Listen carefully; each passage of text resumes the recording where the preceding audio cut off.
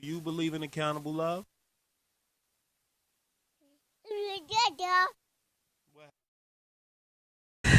Welcome to Accountable Love, where love is a group journey. My name is Jerri. My name's Aziz.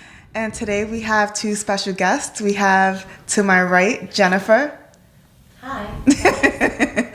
And we have Christopher to Aziz's left. How's it going? We are all searching for stability. LoveSnobs. We are all LoveSnobs. looking for absolutes in humanity, but there are no absolutes. There's only accountable love, a love that says when you pick a partner and friend, they will show up with their daily best and you will give them your all as well. We all deserve love at its highest form, so the LoveSnobs are here to tell you, you deserve everything. You deserve a high clap. LoveSnobs. LoveSnobs. Yeah, today we're gonna be talking about accountable love and see their perspective, Jennifer and Chris's perspective on accountable love. I'm gonna ask Jennifer, when she first heard accountable love, what did it mean to you?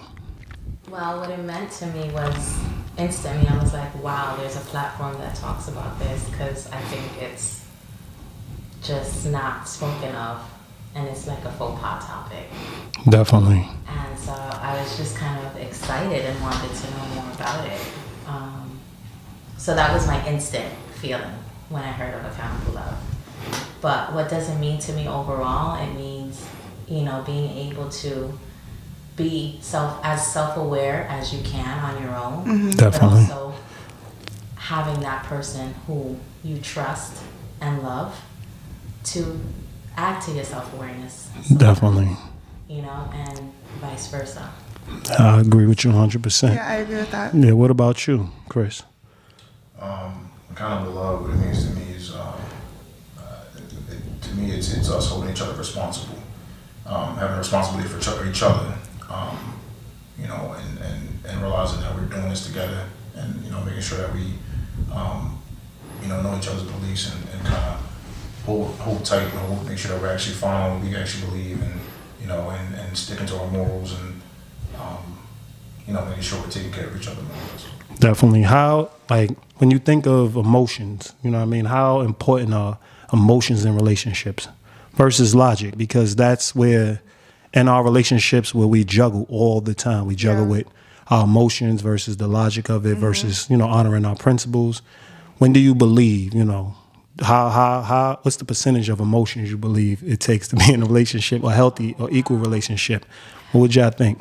Well, actually, I feel like logic takes precedence. Okay. I don't always feel like I practice logic. I'm more emotional. Mm-hmm. And that's when I have to say, all right, how much of this is off my emotions and how much of this is logical? Mm-hmm. Definitely. And so that's the kind of self-check that I have to do more often than not, because I'm just an emotional person, and I'm passionate, and I go 110% on anything that I love and I want to do.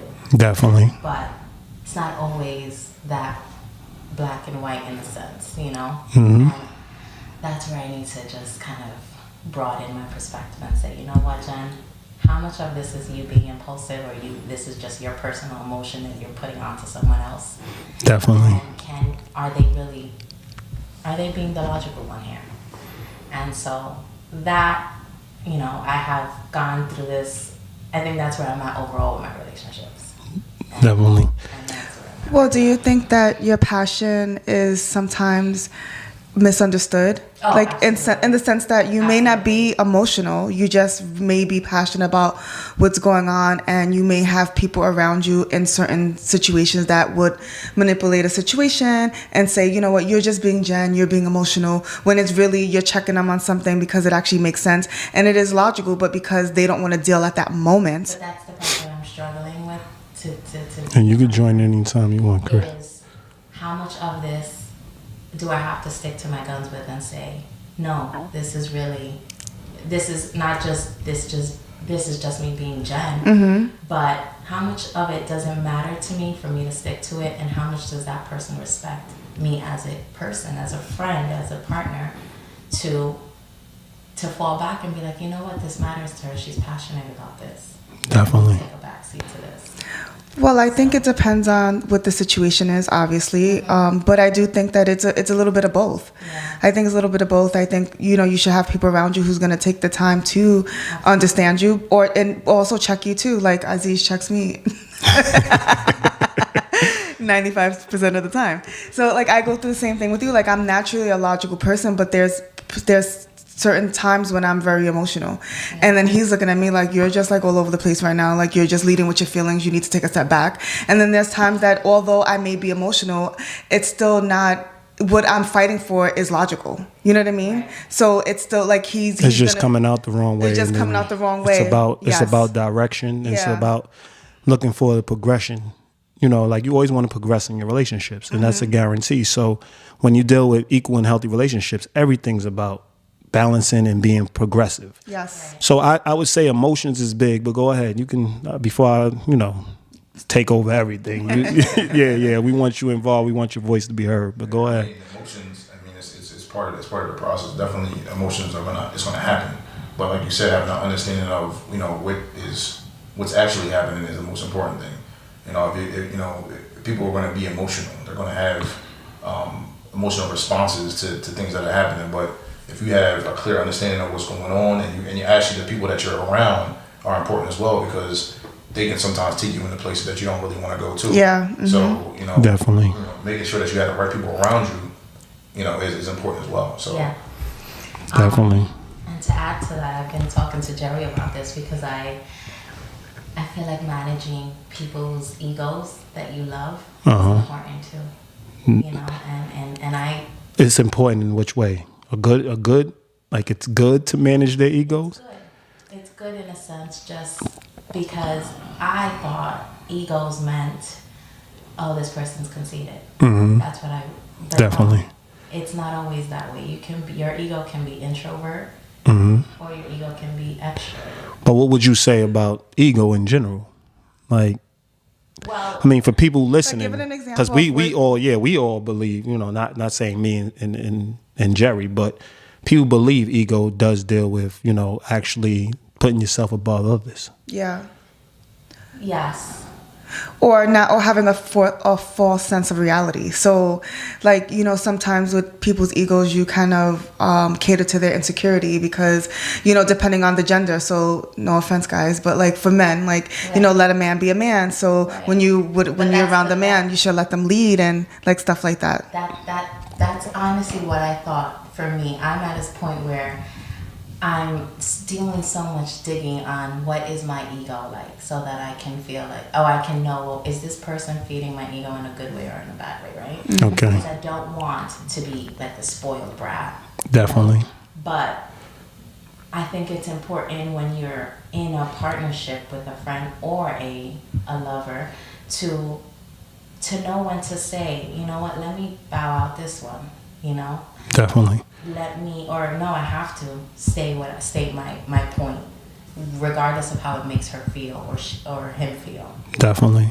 And that's what I mean by management, is knowing when to sit in, when to step in, and when to step out. But wouldn't that kind of tie into the whole logical versus emotional kind of thing? Like not necessarily the ego. Like, so what is the true definition of ego? Do you know? I don't know off the top of my head, but it does deal with how one views themselves. Okay. So it does deal with how you take in the world around you, and based on that is how you project back onto the world. Mm-hmm. So there is some ego in everything. Of course, there's definitely ego, but another person would say, like, who are you to manage somebody? Like, who are you to manage people's egos? You know what I'm saying? Like, when we're dealing with accountable love, like we just recently had a podcast. Our last podcast was dealing with freedom in a relationship and what that truly means. So we really come from a place where freedom is organization. Mm-hmm. So we use the analogy dealing with like a clean house. When you walk in a clean house, you can't just place things anywhere you want. No. But it's still freedom. That clean house is the freedom because it's relaxing. It's organized. Mm-hmm. You understand where everything is, but you feel trapped because you can't do much. But then when you walk in a messy house, you can be as nasty as you want to be. And that's what a lot of people think freedom is. And it's chaotic, and you don't know where anything's at, and you don't feel as relaxed, although you can do relaxing things like throw your stuff all over the place. But I'm talking about the person entering. The person, they go over to somebody's house that's messy. Mm-hmm. They're able to do what they want, be what they want. So it's easier to hang with somebody doing dirt. Yeah.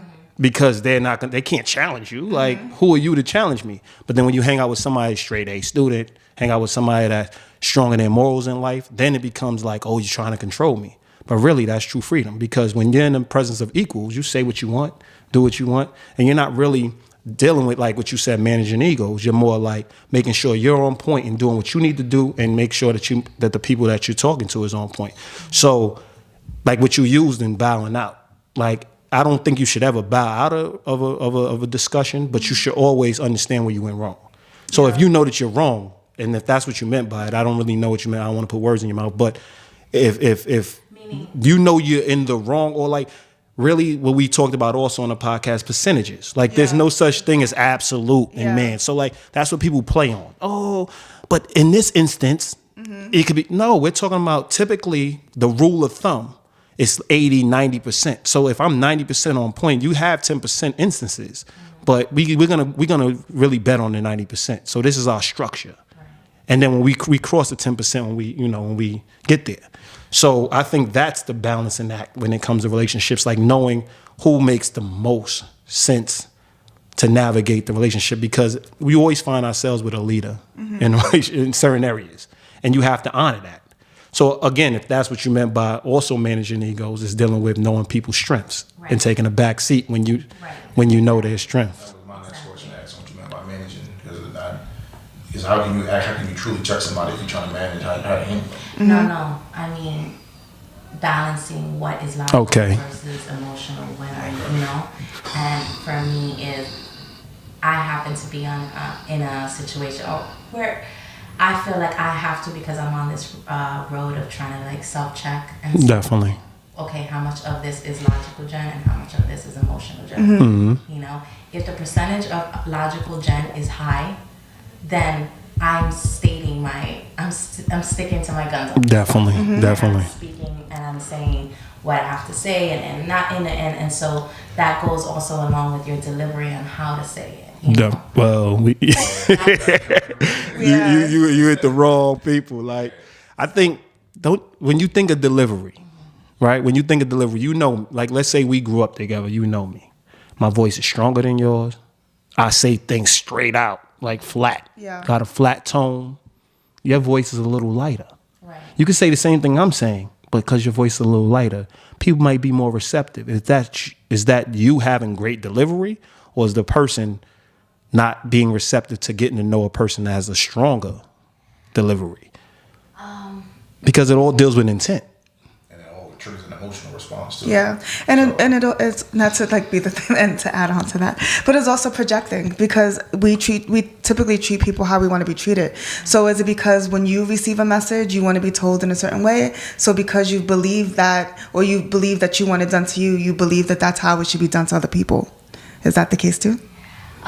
You know, I try to, how would I like this being told to myself? Okay. And I try to use that as a rule. The golden rule. Yeah, because you don't want to be a hypocrite. Right. Yeah. And so, you know, some topics if it's something that's me, I don't know, that passionate to me, or you're crossing a boundary, I have to say it in a way where I'm gonna get my point across, and I would be receptive to that as well if they were to tell me. You Definitely. know, mostly like, how can I put it? If it's, I'm gonna put an example with a friend I have. She knows how to get across to me where I understand why she's really upset. Definitely. This means something. I've crossed a boundary, and I don't want to cross that boundary, but I've crossed it. All right. So there's a tone in how she says it, or just how she pulls my coat. There's a way to do it, and then I'm receptive to it. And so I try to feed that back to her whenever I'm in that space where she's doing something that's not so much to my liking. And you ever question why there's a boundary? Huh? You ever question why there's actually a boundary? Well, I feel like sometimes we, as a friend, you should be able to actually have any kind of conversation you want with your friends. Yeah. So if that's the case, there should be no boundary. You should be able to ask whatever question you want. I don't know. I feel like There's some topics that are sensitive. There are some topics that are more sensitive, and that doesn't mean you can't speak on the topic. It's just it's a sensitive topic. I don't feel like you should be just wild crazy with anyone and just be like, well, just because I feel this way, I'm supposed to say it the way I should say it the way I want to say it. No, I think you should always take another person into consideration. So when you say boundary, are you talking about the way you're saying it or what the actual topic is? The way, I guess, I want to stick more to the way I say it, because there's a way that I like to be spoken to. Definitely. And so if I don't appreciate your tone, I can only... You tune that you shut down? Right. I'm not receptive to it. So, me and Aziz, we've known each other for a really long time, right? And what people would consider to be brutally honest. Like, he's talking to me, his breath stinks. It's like, your breath stinks, go brush your teeth. Like, there's no nice way to say your breath stinks. It's like, your breath stinks, go brush your teeth. He's not like, you're always hurting my feelings and whatever. Like, he knows that my intention is to be honest with him, and I'm not really trying to hurt his feelings, although his feelings may be hurt in the process. He knows that was never my intention. My intention is to get the point across that you need to do something about that. Mm-hmm. Or he has told me things that I wasn't prepared to hear, or I didn't want to hear at that time. Like, weight is a sensitive issue for me, a topic for me. So he'll say things like, "Wow, you really putting on weight," and there's no nice way to tell somebody that you're fat. They're you know what I mean? But you're not. It's not even like you're fat. It's like you're gaining weight. Well, so whatever the case, but because when you struggle, when you have issues, when it is a soft topic, a sensitive topic, he may say you're gaining weight. I hear I'm fat. You hear you don't look as attractive today. You hear you're ugly. You know what I mean? Like, all those jeans don't look nice on you. You hear that. It's like when you're going through certain things, you hear what you want to hear, right? So I think that, but when you know the person, you take the step back, and although it may sting, I take the step back to know that if I'm gonna get any type of honest feedback, I know for a fact that he's gonna make sure that he gives it to me, and no matter how he gives it to me, like, I can't just pick and choose how the message is given to me, because I believe in honesty. I honor honesty. I want him to be honest. And so I know that with that comes with things that I may not be prepared to hear, but I know that his intention is always good. He's telling me I'm gaining weight because he knows that I don't want to be a certain size. So it's like, hey, you look like you're a size bigger now. Like, what you doing about that? Where does it cross when you are... Where does the line cross? From what I'm getting is that there is no line. Yeah. Yeah, this is a personal relationship. This is personal relationships. But for me, I would like to get to a point where, in my relationships, where we're not constantly pulling the "I can talk to you this way" card, because I'm coming from a place of love. I think you should almost want to nurture it as you get older and mature, to say, you know what, it's not. And that's subjective, what you consider nice, and but if I want to get to a point where I am nurturing my relationships. And so when you're young and full of piss and vinegar, you're talking, however, candidly, right? And it's always just candid. It's just, where my heart is, where my intent is. And I feel like I've used that so much that people whom I hold near and dear are like, well, you are kind of an emotional bully sometimes because of the way you say things. Right? Yeah, but is that the truth? Because kids have it right. Kids have it right. They do have it right. Children have it right, and over time the sensitivity, and as we get older and we believe that that's maturity. Kids have it right. They're the mature. Like, kids will say what's on their mind, and because they're kids, you take it in, you listen to what they're saying because you know it's coming from a pure place. Mm-hmm. So we don't even preach nice. Yeah. We don't care about nice. Genuine. We want genuine people around us. So being genuine is the more important thing. So if you genuinely are on, I know that you're genuinely, you want to put us in, you want to do the right thing. Right. That's how I'm taking it in, because I have to factor you in. Because if the person is the more sensitive person, they run the whole relationship. When do you get a chance to speak if you're the person that's not the sensitive person? Yeah. Right. Everything revolves around them. Golden rule, it goes both ways. Mm-hmm. You have to take me in, and you have to understand who I am, just like I have to understand who you are. That's what makes a relationship. So therefore, we got to meet somewhere in the middle. And where I'm strong, we're not meeting in the middle. And where you're strong, I got to catch up to where you at. Like, you have to also set those boundaries, like what y'all just said, where it's like, listen, I'm not giving up my strength. Yeah. You got to catch up. So you being honest or you being, like you said, what did you say? What was that saying? Which one? Piss and vinegar. Piss and vinegar. Piss and vinegar. Yeah, like. I just feel like for me, And I don't know if that's nurturing. That's maturity, is being able to take in the actual information, not deal with tone, not try to control anybody with how they're saying it to you, but listen to what's being said. And also too, and understand why the people around you are so sensitive to the things that you are saying. You know what I mean? Like there's always some type of underlying issue there, you know? So I think that would be bigger than the conflict. Is really, why is when I say something you want me to say it differently, or you think that I'm being too brash, or you want me to, it's not how you say it, it's what you say, or what you say and how, whatever. Like, why we have to go through all of that if you know that I love you and we're coming from a good place and I want us to be on the same page, or I'm calling you out on your behavior, or it's the reason why you're bringing it up is because you want to improve the situation, whatever that situation is. So is that ever taken into account? Like straightforward, the definition of straightforward is absent of deception. Like that's a good thing. It's not a bad thing. It's an attribute. And for somebody who can actually maintain that for a lifetime in this world, they are a different type of person. Because we all, like, we're not talking about work. Like work, yeah. What you're saying is on point. Know your audience. Make sure you got to still have a balance of who you are, but you did sign up to be a certain way and conduct yourself a certain way when you enter a workplace. So it's there. It's that culture. But when you leave that culture, this is your personal relationships. You should be able to unload how you're going to unload and just be corrected. Like, not saying you're right. And nowhere, in no time am I saying, oh, you're right or I'm right. I'm just saying, I'm saying what I'm saying. And you have to be my equal and say, listen, what you just said right now doesn't make sense. Not you're bullying me. What kind of friend thinks the other friend is a bully? right? No, I agree. But this is what I want to, I guess, do better in is not get that confused. What my intent is and where it might come across wrong. Yeah, but I'd rather come from a space of, okay, my intention was this, and it speak on my intention, and not be confused or it go another route. But this is your friends. But you know they know your intention. But you know the reality is that it's the Go opposite. ahead, Hold jump on. in. But the reality is that you're being bullied. Right. You're the one. Seriously, like it's you're being bullied because everyone is controlling you with their emotions.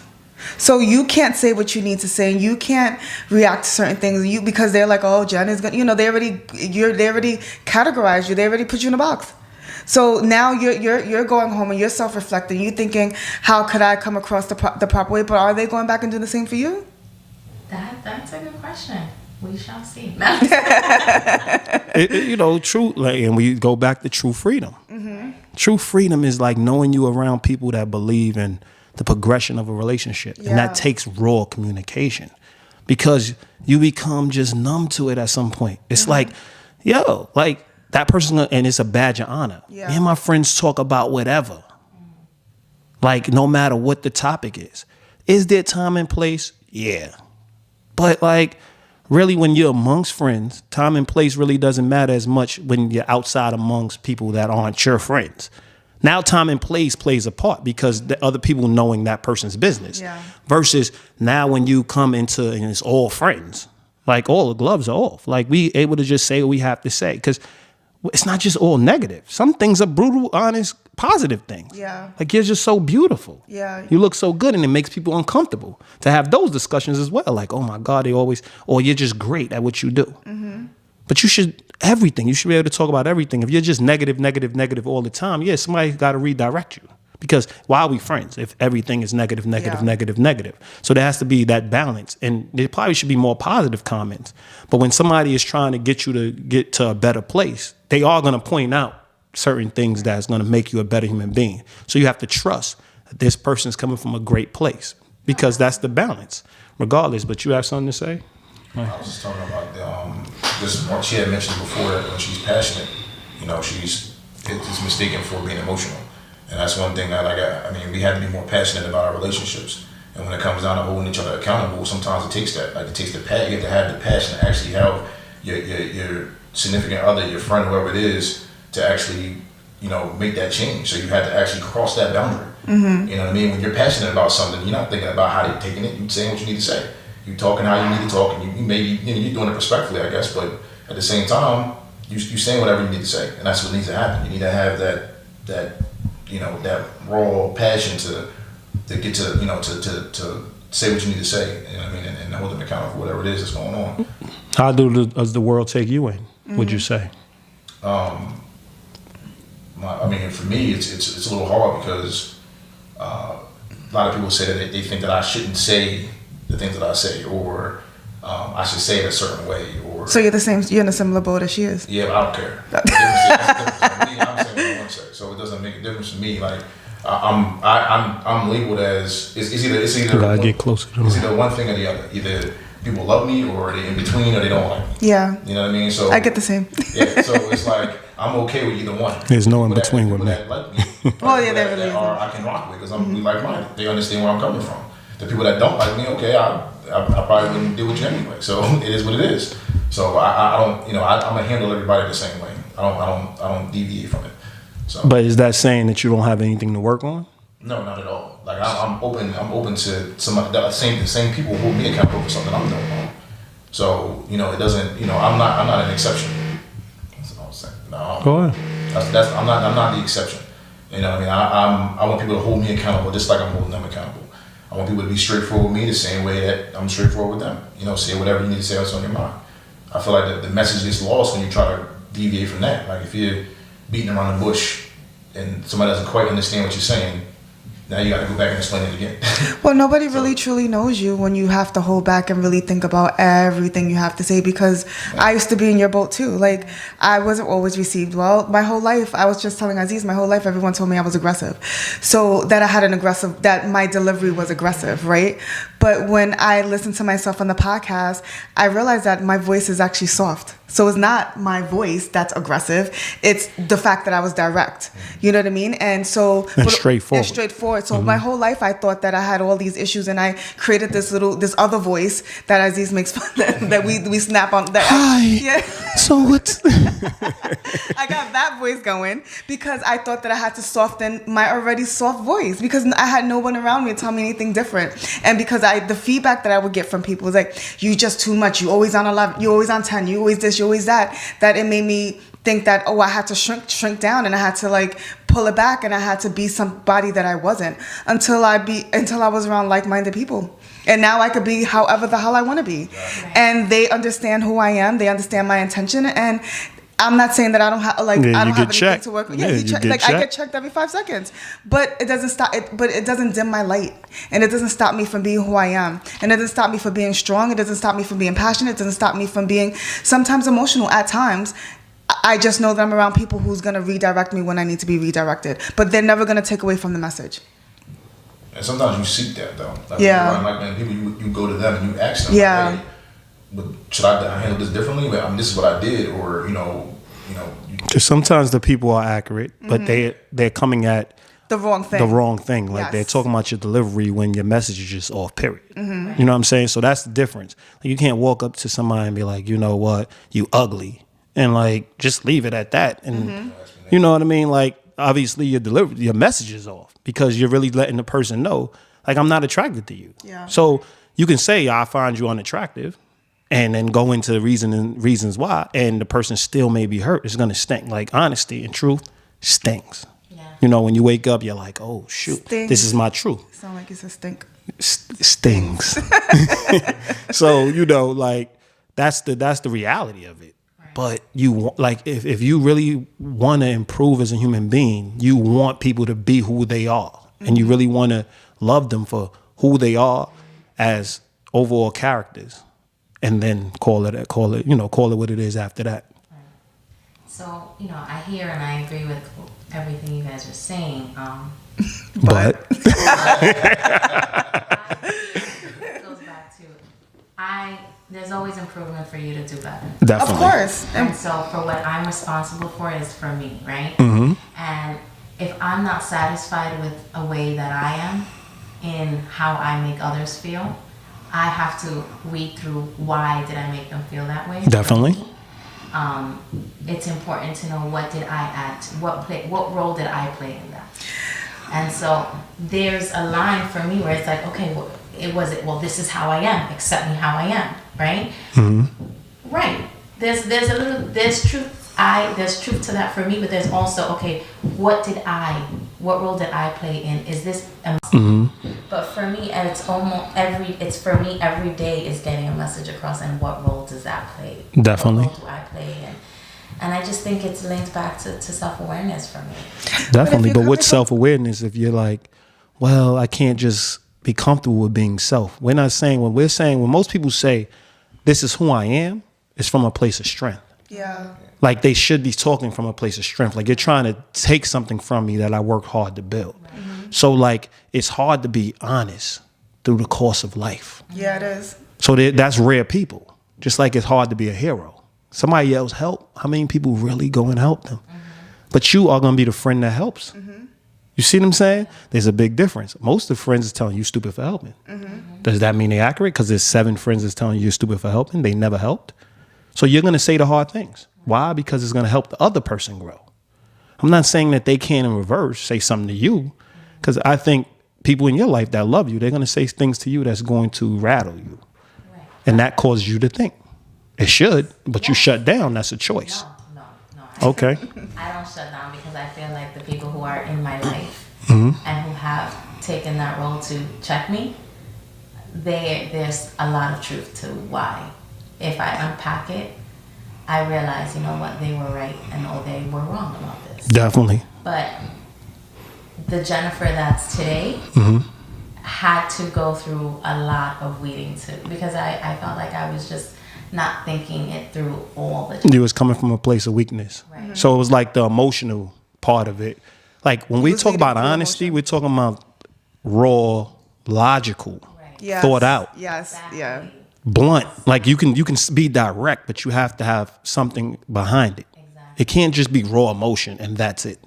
So understand, I do know that you're saying based on your journey, and you probably said things to people that were wrong, and it came from, their intent was wrong though. It came from a place of passion. It might have been right, like the right thing, but it came from a place of passion. So you knew when you said it out your mouth, you was being malicious or nasty or emotional at that present time. Mm-hmm. Now you may say the same thing, but it's coming from like you can break it down. Right. So I always say people always try to control you and they define you in one word. They can use the word, but they got to give me a definition of what they mean. Right. So true control, like manipulation, is you're nice. Mm-hmm. You're just too nice. Right. What does too nice mean? Anything positive and two is put in front of it is control. You're too pretty. You got to really think about that's control. 70 people is going to say it to you if you're better looking than 70 people. Mm-hmm. So you can't look at the numbers. You got to look at the who's genuine and who's not genuine. So because 27 people say it to you don't mean that it's accurate. Yeah. So it's cool that you take in, and we all do it. Like we take in the information and we see how, like if it's valid, you should do that. Yeah. But in the course of having the discussion, where's the freedom in just having it? Without somebody, my feelings. And that's You're looking like, yo, we're talking. I think so. Why I was to bring it back to accountable love and what intrigued me is because I'm literally in that space with my relationships. Is what of this is you're just calling me just to say, or you're just saying, calling out these attributes about me without unpacking why you're Definitely no validity, right? and having the conversation. And there's so much conversation like this that people just opt out of having because they just don't want to have it. They're lazy. They don't want to take the time. Yeah. They're quick to put people in a box. Like, Yes. Well, we want to put boxes and labels on things so we can actually grow. But you have to explain But why. there got to be explanations, definitely. And just because we're talking about the conflict doesn't mean that this is a battle that that's forever going to continue going. Like people don't want to unpack these topics about that require self-awareness. Definitely. That require looking within. Definitely have the raw discussions. If you're truly friends, Yeah, and so you're gonna sustain your relationship and it's gonna strengthen. If you're not truly friends, I don't care if you've been friends for 25 years. If you've been faking the friendship for 25 years, once a real topic occurs, that friendship will destroy. Yeah, it will absolutely. crumble. You know what I mean? So if you've been real friends and everything's been on up and up, life would be good. But on that note, we just want to thank Jennifer and Chris for joining us and coming to Accountable Love and joining the discussion, because love is a group journey. So we want to thank y'all again. My name's Aziz. I'm Jerri. And this is Accountable Love. Thank you.